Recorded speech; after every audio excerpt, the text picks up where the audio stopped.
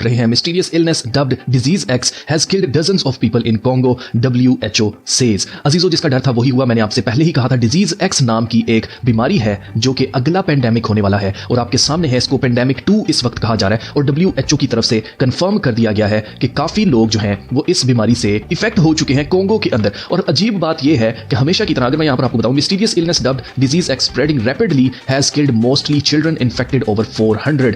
अगर आप नोट करें तो डिजीज एक्स, जिसको एक मिस्टीरियस डिजीज कहा जा रहा है, जिसके बारे में किसी को पता ही नहीं है कि असल में ये बीमारी है क्या, बिल्कुल सेम उसी तरह से जो कुछ पहले पेंडेमिक में हो चुका है, सेम वही सिनेरियो दोबारा से क्रिएट किया जा रहा है। और हमेशा की तरह एक बंदा है जो कि इसके पीछे है और वो कौन है जी? We need to be prepared for the next pandemic. Bill Gates. Bill Gates sees another pandemic in the cards within the next 30 years। अब कहा इसने 30 साल था, लेकिन आप नोट करें कि 3 साल के बाद ही नया पेंडेमिक लाया जा चुका है। डिजीज एक्सपर्ट्स से it's not if but when. जो WHO के डायरेक्टर है उन्होंने ये बात कही थी। सवाल ये नहीं है कि ये बीमारी आएगी या नहीं आएगी, सवाल ये है कि कब आएगी। एक ऐसी बीमारी जिसको पेंडेमिक 2 कहा जा रहा है वो कॉन्गो के अंदर शुरू हो चुकी है। जैसे पिछला गुजरा पेंडेमिक जो था वो शुरू हुआ था चाइना से और चाइना के बाद होते होते पूरी दुनिया को लॉकडाउन कर दिया गया था। सेम वही सिनेरियो इसके अंदर भी होने वाला है, क्योंकि अगर आपको याद हो तो डिजीज एक्स के बारे में मैं आपको पहले ही बता था कि ये पहले ही इसके ऊपर सिमुलेशंस चलाकर देख रहे थे। और हैरत की बात है कि जब कभी भी ये सिमुलेशन चलाते हैं, जो भी ये बीमारी को नाम देते हैं, एग्जैक्टली सिमुलेशन वाली बीमारी ही हो जाती है दुनिया के अंदर। और ना सिर्फ वो बीमारी आती है, उसके अलावा जो कुछ इन्होंने सिमुलेशन में दिखाया होता है या कहा होता है वही सब कुछ एज इट इज हो रहा होता है। अब अगर आपको याद हो तो अभी हालिया जो मैंने वीडियोस बनाई है उसमें मैंने आपसे जिक्र किया था कि कैसे खुदा नाराज है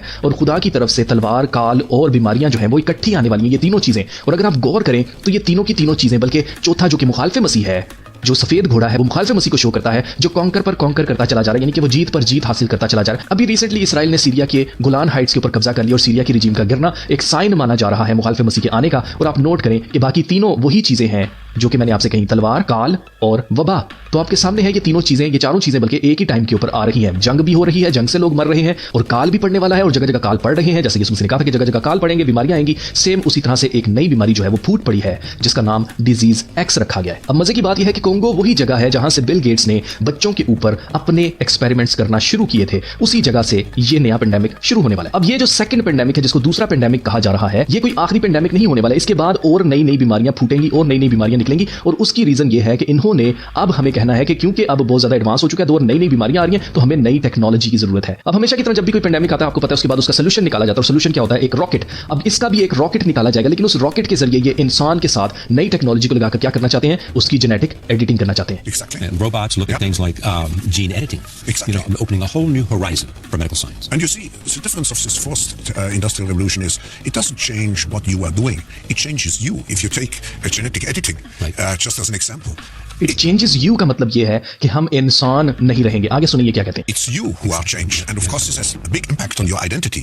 And offers certain kinds of possibilities that have to be careful about. When you began to do that kind of gene editing, some people worry that you are changing what it means to be human.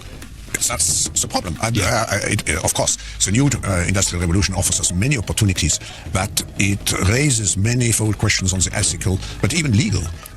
जी बिल्कुल। अब आप note करें कि जैसे पिछला pandemic आया था उसके सोल्यूशन में इन्होंने हमें एक रॉकेट दिया था, बिल्कुल सेम उसी तरह से एक रॉकेट निकाला जाएगा, लेकिन वो भी एक एक्सपेरिमेंट था। इसी तरह से ये भी एक एक्सपेरिमेंट होगा ताकि एक सर्टन चीज है, एक चीज है जो कि हमारे जिस्मों के अंदर डालना चाहते हैं। अब वो क्या चीज है वो मैं आगे चलकर आपको बताता हूं, लेकिन उससे पहले मैं आपको बताना चाहता हूं कि जिस तरह से पिछले पेंडेमिक में हुआ था, सब कुछ लॉकडाउन हो गया था, ट्रैवल करना बहुत ज्यादा मुश्किल हो जाएगा, क्योंकि ये लोग एक ट्रीटी है जिसको कहते हैं ग्लोबल पेंडेमिक ट्रीटी, इसको ये साइन करना चाह रहे हैं 2025 तक। और 2025 का इंतजार ये इसलिए नहीं कर रहे हैं कि जी 2025 में जाकर हम ये ट्रीटी साइन करेंगे। 2025 का इंतजार इसलिए किया जा रहा है क्योंकि ट्रंप अभी तक सदर की कुर्सी पर नहीं बैठा है। ट्रंप का इसके अंदर क्या रोल है वो मैं आगे चलकर आपको समझाता हूं, लेकिन उससे पहले मैं आपको बताना चाहता हूं कि बेसिकली अब ये लोग मेक श्योर कर रहे हैं इस ग्लोबल पेंडेमिक ट्रीटी के जरिए कि जितने भी रॉकेट्स हैं, जो भी इन्होंने नए नए रॉकेट्स निकालने हैं, उनको किसी तरह से लाजमी करार दे दिया जाए ट्रैवल करने के लिए। अब जैसा मैंने आपसे कहा कि ट्रंप जो है ये भी एक खास रोल अदा करेगा इस सारे सिनेरियो के अंदर। जैसा कि इसने पिछली दफा भी एक खास रोल अदा किया था, अगर आपको याद हो तो ट्रंप ने मजाक उड़ाया था मास्क का और रॉकेट का। और आपको याद होगा कि ट्रंप को खुद भी जो है वो बीमारी हो गई थी और उसके बाद फिर इसको मास्क भी लगाना पड़ा था।